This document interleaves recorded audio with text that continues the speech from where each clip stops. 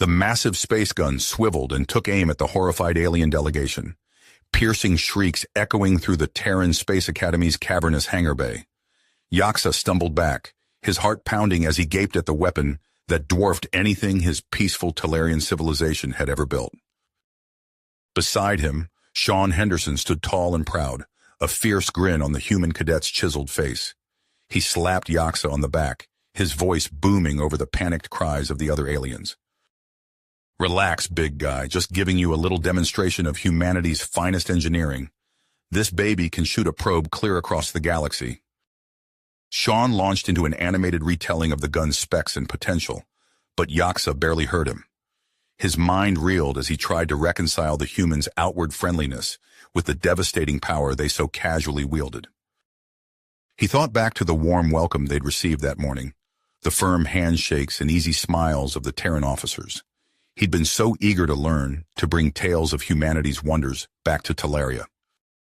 But now, staring into the yawning barrel of the space gun, he couldn't shake the sense that something darker lurked beneath the Academy's gleaming surface. The secretive glances of the cadets, the heavy security doors that Sean quickly ushered them past. As the tour ended and the shaken Talarians were escorted to their quarters, Yaksa knew sleep would elude him. He needed answers about the space gun's true purpose, and he feared that the survival of his people might depend on what he uncovered in the shadows of the Terran Space Academy. In the days that followed, Yaksa threw himself into his studies at the Terran Space Academy, determined to unravel the mysteries that lurked beneath its polished surface. He attended lectures on advanced propulsion systems and xenobiology, his mind racing with questions that he dared not voice aloud. But even as he excelled academically, Yaksa found himself floundering in the strange currents of human social dynamics. He watched with mounting frustration as his fellow cadets jockeyed for status and praise, their egos jam-packed like the quills of a threatened beast. "On Talaria, we believe that strength comes from unity, not division," Yaksa said to Ethan one evening as they huddled over a malfunctioning pulse engine in the engineering lab. "I don't understand why everyone here is so obsessed with proving themselves." Ethan shrugged, his deft fingers making quick work of the tangled wires. "That's just how it is, big guy. If you want to make it in this world, you've got to be willing to step on a few toes." Yaksa frowned, his brow furrowing as he watched Ethan work. He couldn't shake the feeling that there was something deeply wrong with a system that rewarded ruthlessness over compassion. As the weeks wore on, Yaksa found solace in the company of his misfit teammates. There was Lena, whose dry wit and technical brilliance never failed to impress him. Marcus, whose bravado masked a deep-seated insecurity that Yaksa recognized all too well. And Olivia, whose quiet strength and keen insights often left him in awe. Together they tackled the grueling simulations that the Academy threw at them, each one more complex and demanding than the last. They learned to anticipate each other's moves, to communicate with the barest flicker of an eye or twitch of a finger. But it was Ethan who truly captured Yaksa's attention. The human cadet was a force of nature, his quick mind and rebel spirit drawing Yaksa like a moth to a flame. They spent long hours talking, their conversations ranging from the profound to the absurd. "Do you ever wonder what it's all for?" Yaksa asked one night as they lay side by side on the observation deck, staring up at the star-strewn sky. "All this technology, all this power, what's the point of it if we can't use it to make the universe a better place?" Ethan was silent for a long moment, his eyes distant. "I don't know," he said at last. "But I do know that I'm not going to stop asking questions until I find out." It was that same relentless curiosity that led them to the giant space gun. As they worked to master its complex systems, Yaksa couldn't shake the sense that something was amiss. The protocols were too vague, the safety measures too lax. "I think there's more to this gun than meets the eye," he confided to Ethan one day as they pored over a schematic of the weapon's power core. "Something they're not telling us." Ethan nodded, his fists tight. "I think you're right, but we can't just go off half-cocked. We need proof." And so they dug deeper, their investigations taking them down a labyrinth of secrets and lies. They hacked into encrypted files, eavesdropped on hushed conversations, pieced together fragments of truth like a shattered mirror. What they found shook Yaksa to his core. The space gun was no mere scientific marvel. It was a weapon of unimaginable destruction, designed to rain death and chaos upon unsuspecting worlds. "We have to tell someone," Yaksa urged, his voice trembling with terrifying rage. "We can't let them get away with this." But Ethan shook his head, his eyes hard and glittering in the dim light of their shared quarters. "Not yet. If we blow the whistle now, they'll bury us. We need to play this smart." And so they waited, biding their time even as the shadows grew longer and the danger mounted. They clung to each other in the darkness, their bond a fragile lifeline in a sea of uncertainty. Little did they know that their every move was being watched, their fate already sealed by forces beyond their control. The trap was set, the pieces in motion. All that remained was the final shattering blow that would change the course of history forever. Yaksa's suspicions about the giant space gun gnawed at him, driving him to dig deeper into its true purpose. Late one night, as he pored over schematics in the dimly lit engineering lab, a shadow fell across his workstation. "You're asking dangerous questions, cadet," a gruff voice rumbled. Yaksa spun to face Admiral Nathaniel Rawlings, his imposing figure backlit by the corridor's harsh fluorescence. The human's resolute expression bore into him, searching for weakness. "Sir, Yaksa began, but Rawlings cut him off with a sharp gesture. "Not here, my office now." Heart-pounding, Yaksa followed the Admiral through winding corridors. As the door hissed shut behind them, Rawlings' facade cracked. "What I'm about to tell you cannot leave this room," he growled, activating a privacy field. "That gun isn't meant to spread life. It's a weapon aimed at the heart of Talaria." The words hit Yaksa like a physical blow. He staggered, gripping the edge of Rawlings' desk for support. "But why?" Rawlings' face twisted with a mix of shame and conviction. "There are those who believe your people are a threat. They want to strike first, establish human dominance." Yaksa's mind raced, pieces falling into place. The secrecy, the lax safety protocols, the whispered conversations that stopped when he entered a room. "We have to stop this," he breathed. The Admiral's eyes narrowed. "We?" Before Yaksa could respond, the door chimed. Ethan burst in, followed by Lena, Marcus, and Olivia. "Yaksa, we've got proof!" Ethan froze, taking in the scene. "Admiral?" Rawlings' hand twitched towards his sidearm. Yaksa tensed, ready to intervene. "At ease," Rawlings sighed, shoulders slumping. "It seems we have a lot to discuss." As the team shared their findings, a plan began to form. They would sabotage the gun's targeting systems, buying time to expose the conspiracy. But as they finalized the details, an unexpected face appeared on Rawlings' secure comm channel. "Hello, brother," said the Talarian woman on the screen, her familiar features twisted into a wry smile. "I believe we have a common enemy." Yaksa gaped at his estranged sister, Zara Valtari. "How?"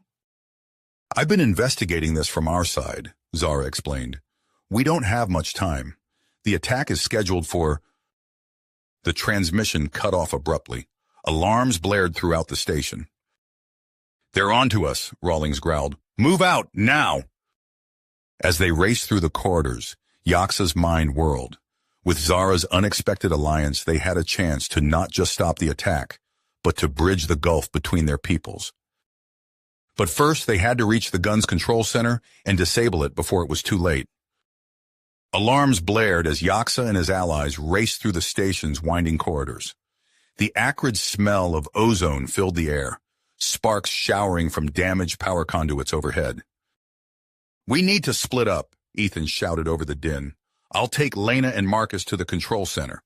Yaksa, you lead the diversion team." Yaksa nodded, his heart's pounding. "Olivia, with me, will trigger the reactor alert." As they parted ways, Yaksa's comm crackled. "I'm in position," Zara's voice came through, tense but steady. "Good luck, brother." Ethan's team disappeared around a corner as Yaksa and Olivia sprinted towards the reactor chamber. They skidded to a halt before the massive blast doors, fingers flying over the access panel. Security override initiated, Olivia muttered. We're in. The doors hissed open, revealing a cavernous space dominated by the pulsing core of the station's fusion reactor. Technicians scrambled at their stations, alarms flashing on every console. Stop right there! A burly security officer leveled his weapon at them. This area is off limits. Yaksa raised his hands slowly. There's been a critical malfunction. We need to initiate emergency protocols immediately. The officer's eyes narrowed. I don't recognize you. What's your clearance code? Yaksa's mind raced. Before he could respond, the air shimmered around them. The security team's eyes went wide as Yaksa and Olivia seemed to vanish before them. What the? The officer's exclamation was cut short as an invisible force sent him sprawling. Yaksa felt a hand grip his arm. This way, Zara's disembodied voice whispered. My cloaking device won't last long. They dashed through the chaos of the reactor room, narrowly avoiding panicked technicians. Olivia's fingers danced over a control panel, initiating the false alert. Reactor breach imminent, a synthesized voice boomed. All personnel evacuate immediately. As they fled the chamber, Yaksa's comm crackled again.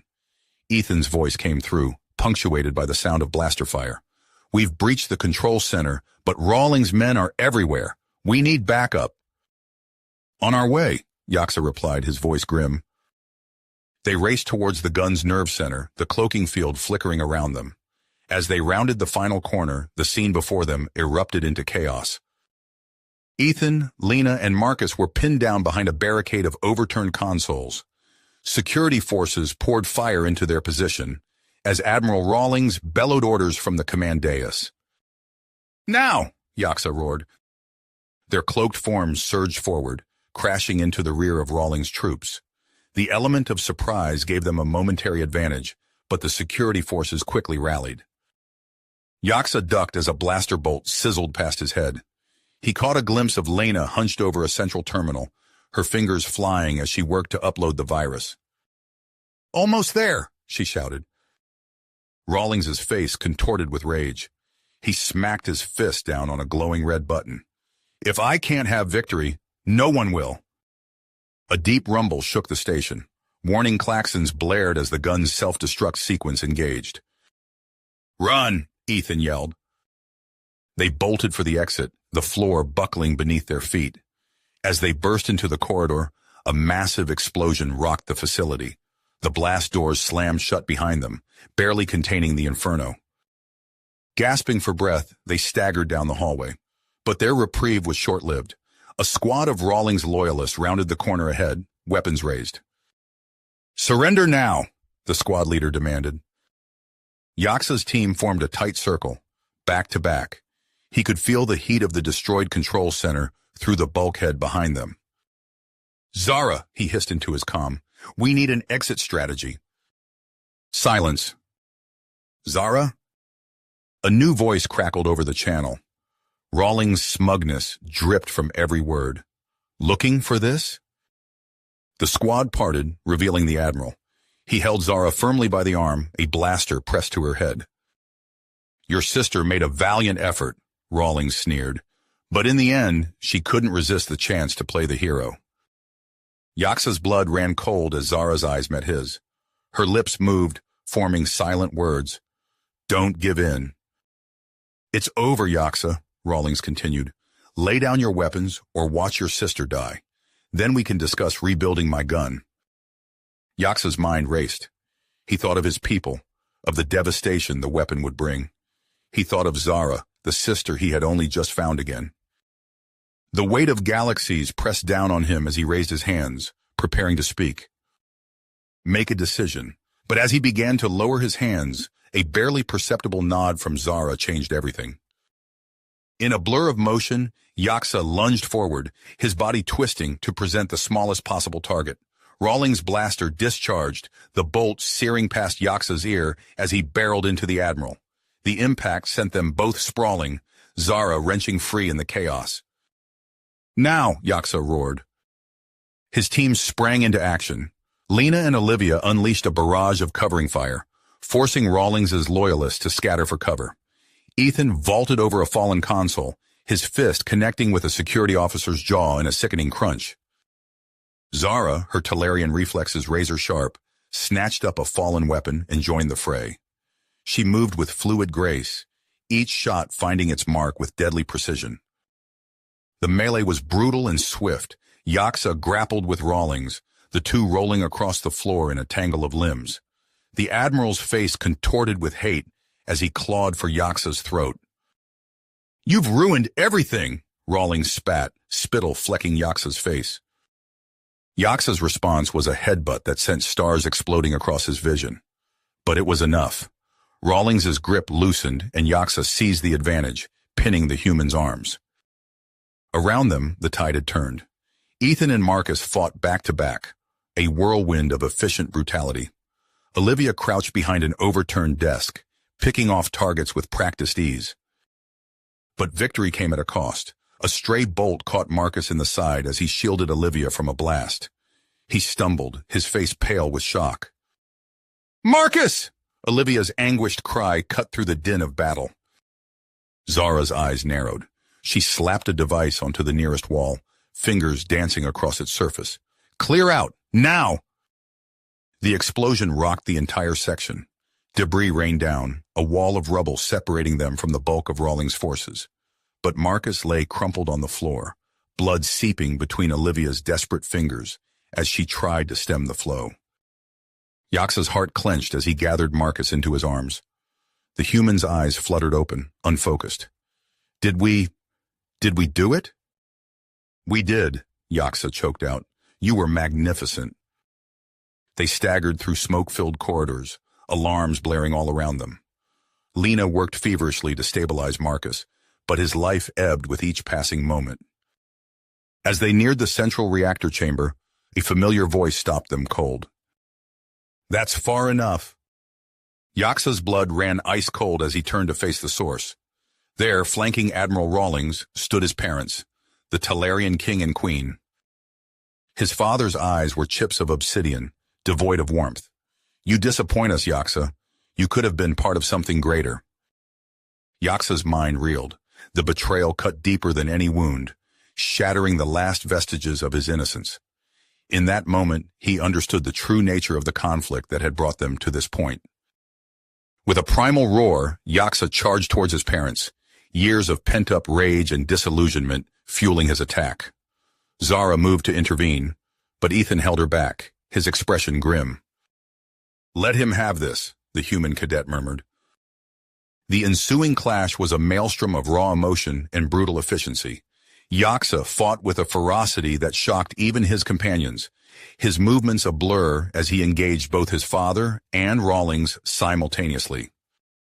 The reactor chamber became a battlefield, consoles sparking and alarms wailing as the combatants traded blows. Yaxa's mother fell back, horror etched on her face as she witnessed the depths of her son's fury. In a risky move, Rawlings lunged for a control panel. "If I can't have the gun, no one will." Zara's eyes widened in realization. "He's initiating a meltdown." As the facility began to shake around them, Yaxa finally gained the upper hand. With a series of lightning-fast strikes, he disarmed both Rawlings and his father, leaving them battered and defeated at his feet. Panting heavily, blood streaming from a gash above his eye, Yaxa stared down at the architects of so much suffering. His hand trembled as he raised his weapon, finger tightening on the trigger. "Yaxa, don't!" Ethan's voice cut through the haze of rage. "We need them alive to expose the truth." For a heartbeat, Yaxa teetered on the edge of an abyss. Then, with a shuddering exhale, he lowered the weapon. "Lena, how long do we have?" he asked, voice hoarse. The human cadet's fingers flew across a nearby console. 10 minutes, maybe less. We need to move." As they fled the disintegrating facility, Zara paused to activate a device clipped to her belt. A pulse of energy rippled outward, scrambling the gun's systems and ensuring it could never be used again. They emerged into the cold vacuum of space, a battered and bloodied band of survivors. In the med bay of their extraction ship, Marcus drew his final, rattling breath, his hand clasped tightly in Olivia's. Yaxa stood at the viewport, watching as the station that had nearly spelled doom for two civilizations erupted in a silent fireball. The weight of all they had endured, all they had lost, settled heavily upon his shoulders. Ethan appeared at his side, his face etched with exhaustion and grief. What now? Yaxa's gaze remained fixed on the dissipating debris field. Now, he said softly, we make sure this never happens again. You have reached the end of the story. If you enjoyed this story and want to support us, please leave a like and subscribe to our channel, and for every comment that says 88, I will heart every single one of them. Thank you for your time.